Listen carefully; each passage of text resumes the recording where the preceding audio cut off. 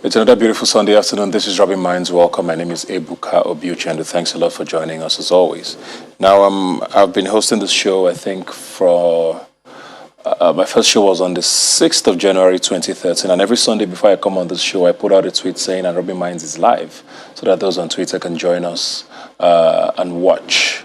And for the first time in almost 9 years, I'm not able to do that because the federal government set out a directive that Twitter has been suspended temporarily in Nigeria, and it is where we are today. But my story is, my situation with tweeting about the show is only a small part of what is a big picture with regards to what this temporary suspension means for a lot of Nigerians. We're talking businesses, we're talking human connections, we're talking fundamentally free speech, which is something that should not be toyed with. So we're going to be talking a lot about what this directive means for Nigerians, for young Nigerians, for business, for the economy, for the future of this country, and basically for freedom of speech and freedom of the media. And I'm joined now by Pamilerin Adegoke. Thanks a lot for being here today. Thank you so much for having me. So this is one of those situations where it's very hard to see reason with the points of this, and it's something that a lot of Nigerians have always thought would never happen here. We've seen a lot of countries where this happens.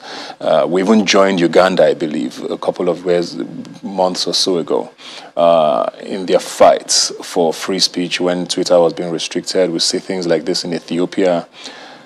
How did we get here, and how has this affected you? Because I know a huge part of your business and your income comes from being on Twitter. So when the news broke out, or when we started tweets on Twitter, that they announced that they are shutting down Twitter in Nigeria, so they announced on Twitter. It was like a great shock to all of us. We're like, are you guys joking? So this is one of the, I would say, fastest thing they've ever implemented. It's happened so quick. It went into that press room and declared, and the next thing is restrictions. We are still in doubt, like, okay, is this actually real? So they went from permanent suspension to temporary. By God's grace, in the next few days, probably lift it off. But welcome to Nigeria, that anything is possible. This is the situation of things in this country. But like I said at the start of the show, there's a lot more to this than just tweeting. For someone like you who runs your business there, give us a bit of an idea of what this does for you as a business, or people who a lot of their income comes from Twitter, especially at a time when we're talking of almost 35% unemployment in this country. So, number one thing, I think the government, they acted rationally on emotions. They did not think it through. Like, it's not just tweeting. There are a lot of businesses. I make my living off there. A lot of Nigerians want to be like me. A lot of people make their money off that platform. A lot of businesses started on that platform. Employment, jobs. It's a lot. It's way more than tweeting. But they did not see it from that direction. It's a really sad thing. We are complaining about unemployment, and you are adding to it. This business of influencing on social media has become really big. Yeah. And a lot of times you guys get accused, of either sort of shaping narratives that people may not necessarily be aligned with. There's all of this also fake news conversation that goes on, saying, people are paid to put things out there without vetting them properly. Is there any sort of, how do I put it? Does government have any justification in doing what they have done with regards to, because we heard from the minister or from the presidency saying this was not a reaction to Mr. President's tweet being deleted. It was a compilation of sort of things that they feel like Twitter has done over time. Do you agree with, this sort of reaction to what influencers are able to do? I totally disagree, because if we are to be realistic, more of these things are actually from Facebook. So if you're talking about fake news, you get more of it from Facebook, because on Facebook, you can post whatever you want to post. We young guys are really there to say this is fake. But our parents probably pick up those things. They're already sending pieces on the WhatsApp. You get? So more of those contents are actually from Facebook. If it's on Twitter, you would obviously get someone to challenge you almost immediately that this guy, this is wrong. People are going to be in your comment section accusing you of putting out wrong information. It is quicker on Twitter than other platforms. So this, whatever they have is personal.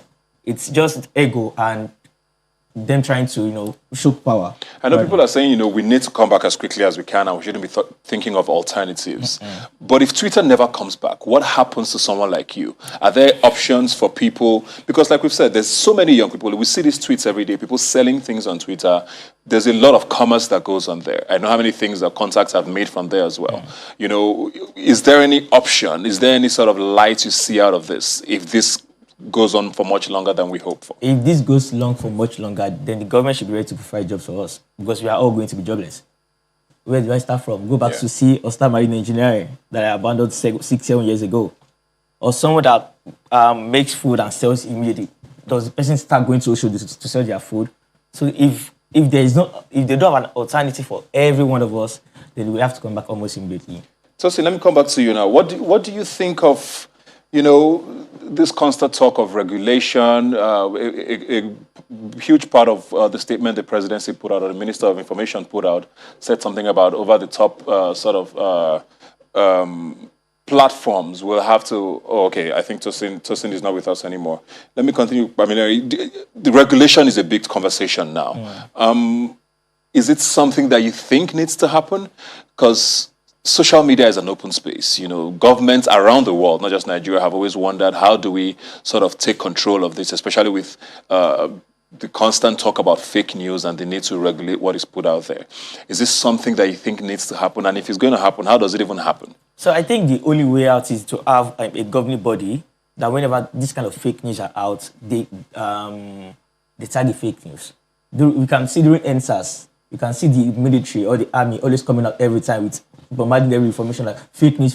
So if there can be a body that can regulate and say, so whenever there's an information out there that they think, this is not right, then tag fake news. So let that organization be known for that. Yeah. So if you want to verify anything, send them a DM.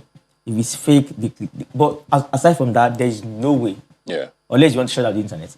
Do you give us an idea of what you think the number of people, at least in your circle, that, work off of Twitter and, the kinds of things they do? Because, you have conversations sometimes with people who are not very conversant with how social media works. And most times when you tell them you work on the internet, they think it's something bad you're doing, because of this, Yahoo culture. When they hear I work on the internet or I work on social media, they don't necessarily understand. So give us a bit of an idea of what it is you do on Twitter and how many people you think, or people at least, that do these things, and why it's very important for these things to come back. So I know last year, Placard put out a list of about 60,000 influencers, different genres, from lifestyle to music to makeup, over 60,000 youths that survive on this platform. So they make their money daily. So imagine you now sending those 60,000 people outside. Tell me when they will start. They will start other things. So we have people keep coming up every day. New people, I want to be an influencer. Now, people actually study social media marketing as a course, unlike when we all wanted to be doctors, engineers, and lawyers. Now, people legit go to school just to study social media influencing and marketing. So it's a big deal now. It's a very big deal. Yeah. I mean, with the statement, like I said, security is the biggest reason why this was done, which is why I keep going back to the talk about fake news, because the presidency said, we have to control what is out there because it's sort of inflaming tension and emotions and all of that. Is there an argument for that to say the country needs to be safe first before we start talking about, all of these other things about people needing to tweet? Number one, security is very important. And we need to know the state of the country. Because if things are happening in, let's say, the 3rd Street, for example, I can easily come on Twitter and say, so is happening here, and it goes around. But now, when they shut down the Twitter, 80 people were killed somewhere, 88 people were killed somewhere. They started, something happened in your state. If not for Twitter, how are we supposed to see all these things that are happening? Yeah. So the country is not even safe. Then you are cutting out how we are verifying information or seeing things. So I have to wait till the next day to buy newspapers or wait for some old channels to